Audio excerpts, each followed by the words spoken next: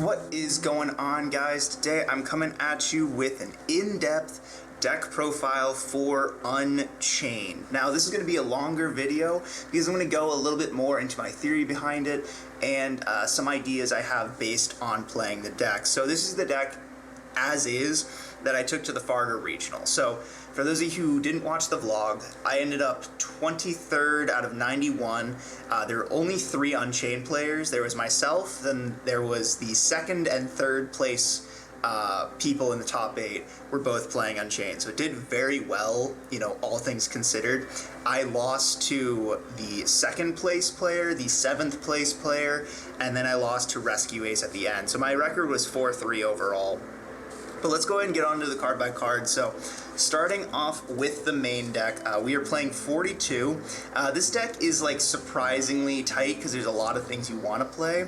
However, there's not a lot of cards that are necessary for the deck. It's just like I want to play a lot of cards. So we're on 3 of both of the reds, the Shavara and the Aruha. This is the best card in the deck because they both activate in the hand. So you don't have to commit any resources.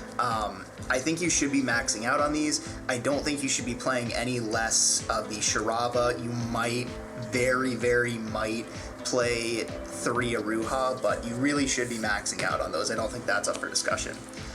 We're on 2 Rakea and then 1 Sarama.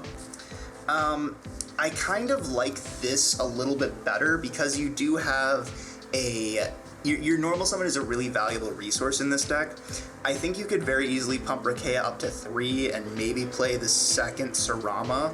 I probably wouldn't play any more than that. The reason we're doing that is when you combine it with your 3 tour guides from the underworld, right now this is 6, that would be 8. Mathematically, that's the correct number of normal summons to play for a 40 to 41 card deck is 8. And then we have the 1 Fiendish Rhino Warrior as a brick. So these are your normal summons. Let's go ahead and go back a little bit. So these are your normal summons. The red dogs, the reds are your like extenders from hand. And then we're on to our bricks, kind of. So we have the 1 Fiendish Rhino Warrior, the 1 Soul of Shyama, the 1 Soul of Disaster, and the 1 Abominable Unchained Soul. So all these three are hard bricks. This one's kind of a soft brick, right? Because when your card is destroyed, you can summon this from your hand, but these don't do anything in your hand. You don't really want to see these in your hand. Rhino Warrior is not the worst to see in hand because when you link it off, you can do a lot of fun stuff. Shyama kind of sucks to see in hand. You don't really want it in there. You do have some ways to get out of it. You can get both. You can get Shyama out of your hand by using either Abominable Unchained Soul or a Nightmare. But Soul Disaster is the one card that you really don't want to play. I've seen a lot of people cutting this, and I can understand why they're cutting it, right? This is the brick for the deck. You really don't want to see it, but going second, it does just let you break so many boards and do so much more. The only real unfortunate thing with this is you can't summon your new Link to your Unchained Soul of Yama with it because it does require 2 Fiends specifically. So it can be good against things like Labyrinth, the Mirror Match. It could even be good against some random decks that have Fiends strewn about in them. If you do cut this, I would hesitate to cut this. I think a lot of people who are playing Unchained agree. We would rather play 41 with this than 40 without.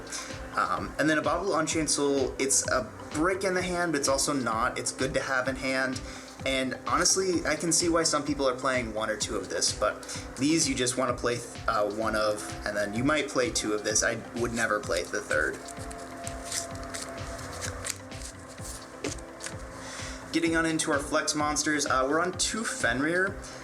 I think you really could play the 3rd. This is just a card that it's such a good card to play. You know, you can just special it out, grab another Fenrir. You have that Fenrir to pitch for something like a Unicorn effect, for something like an Abominable Unchained Soul effect.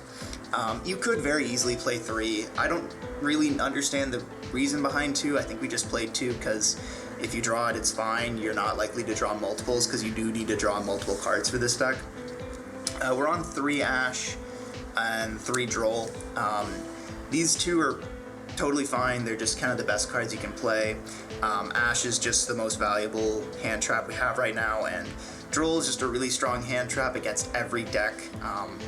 Even against this one. Like, this deck has a very niche ability to play Underdroll very well. However, even still, like if you have to go Abomination's Prison to start, and you search like a Shavara, Shayama, a Ruha, something like that, and then you get trolled, it does kind of suck. So those are your flex spot hand traps. There's 8. There's a lot of flex spots. Onto the spells, 3 Abomination's Prison. This is kind of just a card you do have to play. It kind of sucks that it's expensive now. It might get a reprint here and maybe an OTS pack or maybe in the tins or something like that, but it's just such a good card. It adds an Unchained card, so it basically is 3 additional copies of every Unchained card in your deck. And then it has the same spell trap effect where if it's destroyed, you get to summon 1 from deck. More flex spots here. 3 Book of Moon. This is just a really insanely strong spell trap right now. Being able to blank the Per Leap, being able to shut off a Rise Heart, it just really does a lot. We're also on 3 Dark Hole, so this is something that actually can come up really interestingly on your first turn, going first, where if you like set an Aruha or set a Sarama or something like that, or Rikea or something, and then you Dark Hole your board, then you get to summon another one, then you can Aruha from hand, Shavara from hand, something like that. It's also really nice if you're breaking your opponent's board, you can go ahead and just normal summon a card. If they negate it or ashed or something like that, you can just drop the Dark Hole, and then that will clear it and destroy your own card. We're on 2 Triple Tactics. I think 2 Tactics is fine. You could consider playing the 3rd. You could also consider playing Pot of Prosperity over Dark Hole. Interestingly to note that Thrust is actually very well positioned in this deck specifically, because not only going second can you get things like an Abomination's Prison to your hand, you can also get you can also set spells and traps if your first one gets ashed, and then you can play through stuff. And then we're on the 1 Foolish Burial. I see a lot of people not playing this, but I really like this because this allows us, this can either be an extender or a spell and trap, right? Because it's either a spell and trap if we send a Shavara from our deck, or it is an extender if we send the Shayama from our deck, right? So if, let's say we have 2 spells and traps in hand, and we have a monster like an Aruha to pop, effect to summon, that gets ashed. You can Foolish Burial, send the Shayama, set the other one, or just destroy the Aruha. So I think Foolish Burial is very good for this deck because it allows you to play additional copies of extenders and spells and traps. And then finally on to the traps. We're playing 3 Escape and 3 Chamber. Some people are cutting Chamber down to 2, and while I understand it, I also just love the ability for Chamber to recur stuff, like your Saramas, and then that gets you more advantage in that sense. So I think you should be playing 3. I don't really think there's any reason to play less than 6. Granted, like with the 3 Abomination's Prisons, you have a total of 9 spells and traps. So if you cut this down, you're still at 8. You're still likely to see 1 in your opening hand. But seeing Escape plus Chamber is just so strong. I don't see why anyone would play less. So that is the main deck. So if we go from all of our flex spots, we have, let's see, so we've got 8 here with 2 Fenrir, 3 Drolls, 3 Ashes, so that's 8. Then we have 1, 2, 3, 6, 9. So that is 17. You have 17 flex spaces with this deck. Like I said, I think I'm probably going to be bumping Sarama up to 2 for sure. I might also be bumping Rikea up to 3, just because having more names would be nice. Onto the extra deck, 2 Soul Lord of Yama. I can understand why people play 3 of this, just because it is just such a strong card. It gives you additional follow-up on your turn. It also lets you search cards. It's just the fact that it is 2 Fiend monsters makes it kind of hard to play at more than 2 copies, but I can understand why people will play 3. We also have the 2 Blue Dog. In terms of which I'd play 3 of, Believe it or not, I'd rather actually play 3 Soul of Rage. There's so many times where I was either out of Souls of Rage and I didn't have a way to get it back on the field, or something like that. We were on 2 Red Dog and 1 Abomination. I'm iffy on Soul of Anguish. Like, it is a really strong card, but there's so many times where I felt like I really didn't need the second one. This might be coming out for something, but we'll see. And then Abomination's just Abomination. I went into this a lot of times. I maybe shouldn't have gone into it sometimes. Maybe I should have gone into something else, but that's pretty good. Muckraker, Unicorn, Access, and Underworld Goddess. So going through each of these, right, Access Code Talker is entirely useless. I don't think you should ever be making this card, and there's probably no situation in which you would make this card, because there's so many times where you're fiend locked, right? So it being a Cybers just kind of sucks. I think, in all actuality, I might play the second Abomination over Access Code Talker, and I'm probably not going to play the second Abomination. These 3, Unicorn's insane because it is a generic link that you can summon off of your Soul of Rage, and it basically turns your Soul of Rage into 2 interruptions off of just having a card in hand. So this is really good. You should be playing this. Underworld Goddess is crazy. There's so many towers going around, so it is kind of necessary to make this. And thankfully, since Soul Lord Yama is a link too, you can go Soul Lord Yama to add a card, and then summon that, then the trap summons that, blah blah blah. It's very easy to get 4 materials online for Underworld Goddess. And then Muckraker is crazy. I think Muckraker is really slept on in this deck, because there's a bunch of times where I did stuff like Muckraker summon back a copy of Abominable Unchained Soul, and then this is just, if it's special summoned, you discard a card and pop a card. So it just kind of lets you do a lot. And then there's also times when you can do stuff like pitch the Soul of Disaster, bring back the Soul of Disaster, link off into Soul of Rage, and then you can go Soul of Rage and you can go Soul of Rage and Muckraker into Abomination or Anguish or something like that to just get more interruptions. This is also a great way to get things like the Soul Disaster and the Shyama out of your hand, so I think a Muckraker is a very slept on card in this deck, and I think people need to realize how strong this card actually is. Finally, most people probably know this, Stone Darius, Wave High King Caesar, Machinex, and then the Zeus. So of these cards, this one is obviously the one you go into the most. This card is insane. The only thing that can kind of make it weird is that it's a water. So you can't really make this under some floodgates, but otherwise it's fine. Also, something weird about both High King and Machinex is I rarely got to use their effects, right? There's very few times in which I got to actually use Machinex effect to attach a card my opponent controls as material, or I could use Wave High King Caesar. But they're just such powerful cards that they demand answers right away, and I think good players will just answer them right away instead of letting them stay on field. Zeus never came up in terms of making it using one of these. However, it has come up off of Triple Tactics Talents to take a card.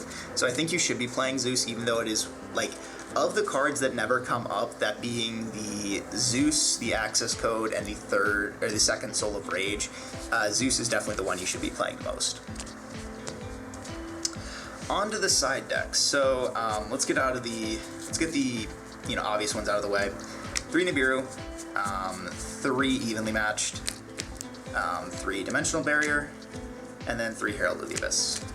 These are just kind of those generic cards you throw in. This deck has a pretty easy time going second, I want to say. So I played a lot more, so I tried to play cards that were good going first, like D-Barrier, but then I realized that there's not a lot of cards that are good playing going first. Like, I could play anti-spells over Evenly Matched, but then I don't have a lot of answers to back row decks. Nibiru felt really bad this format. I think the only time I was like, oh, Nibiru's probably good in this matchup was against Mannadium, and if Mannadium didn't make Baron before their 5th summon. So Nibiru might be a cut. Herald of the Abyss was pretty cool because, you know, it got to out some cards that didn't trigger their effects. But overall, I don't know if I like the side deck. It was kind of just what I had on hand. But the 3 cards that I think you should be playing are, we're on 2 Twin Twisters. Just the 2 Twin Twisters because it's kind of sucky to discard a card, but you can do some really interesting things where you go, like set a card, Twin Twisters to pop it, and you discard a red dog, and then you like summon Rakea, red dog set, Rakea effect to pop the trap, and then you can, you know, kind of go from there. And the 3rd card, we sided 1 Wailing. This was important to me because this gave us a searchable way to out floodgates, right? So if I went something like summon the red dog, and then essentially it gave me a way to out floodgates and back row searchably, which is really important to me. I think any deck that can do that should. Importantly, like, you know, decks like Sprite, they play the 1 Smashers just because it is searchable removal, and it is a card that's better to search. Like, there are some times where, like, even if I'm not going for this as a way to interrupt back row, right? Just having a 3rd spell trap that I can set off Shavara or add to hand, or, you know, do something like that, where this is a 3rd effect, comes up so often, where it's like, if I just had 1 more effect, I could get to Stone Darius and then Machinex. Or if I had 1 more trap effect, I can get to Wave High King, even though I've been interrupted. So this is a card that might be worth main decking just for that 3rd, just being a 3rd spell on trap that you can search and then destroy to get an activation. So that is the deck.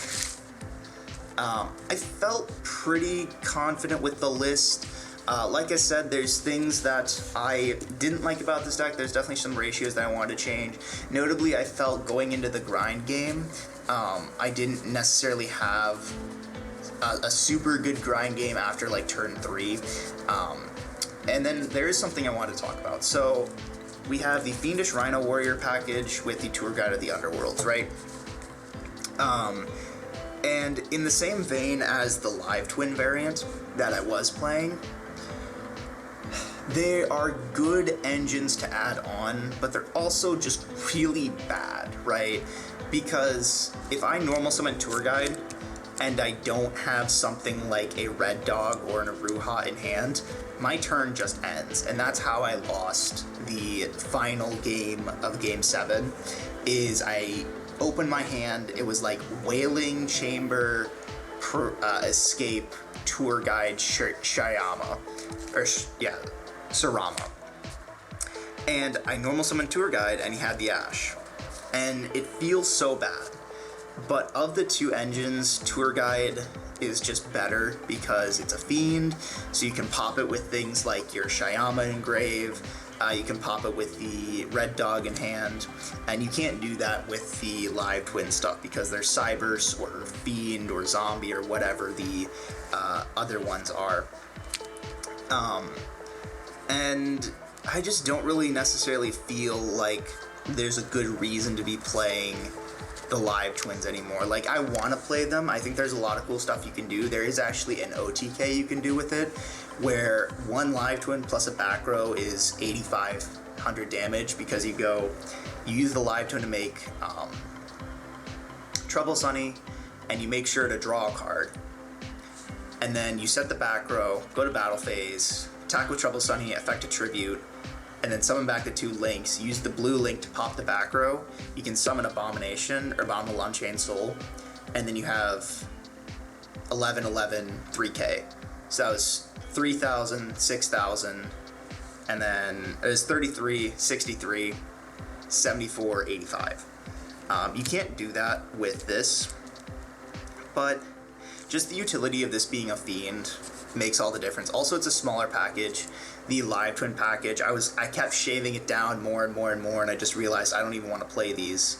Like, it's great utility and it lets you play a more diverse extra deck, but they both suck to get ashed. And even Tour Guide sucks. Like, this is not a card you want to be playing. It just does so much for the deck that you do have to consider it.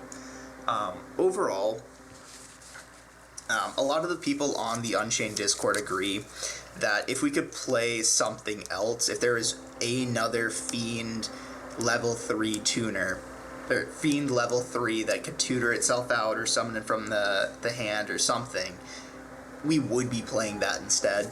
However, the fact of the matter still remains that this is just kind of the best version that you can play. This is still the best package engine you can play. So all that being said, I hope you guys enjoyed the video. I hope you guys liked the little bit more in-depth deck profile, and I'm finally doing deck profiles again. I think this deck is very weirdly positioned. I think a lot of people place it a lot higher in the meta than I would. I would say this is top of tier 2, maybe bottom of tier 1.5, but some people are like, no, this is the best deck in the room, this is top 5 deck. And I think it could be, but the problem is now that everyone's playing it, people are going to learn how to play around it and play against it, counterplay for it, you know, all that stuff. They're going to counter side against it. And I think when they do that, this deck loses a lot of potency. But overall, I love the way this deck interacts. It interacts on an axis that not many decks do. It also has a very interesting resource loop, and it can fade a lot of battle steps very easily if you have the monsters to spare for it. I think the only real problem with this deck is the bricks. I wish you could play without the blue dog, without the rhino warrior. I wish you had a way to play through interaction more, but the fact of the matter is you just can't, and that's unfortunate, but it is what it is. So hope you guys enjoyed watching, and I'll catch y'all in the next one. Peace!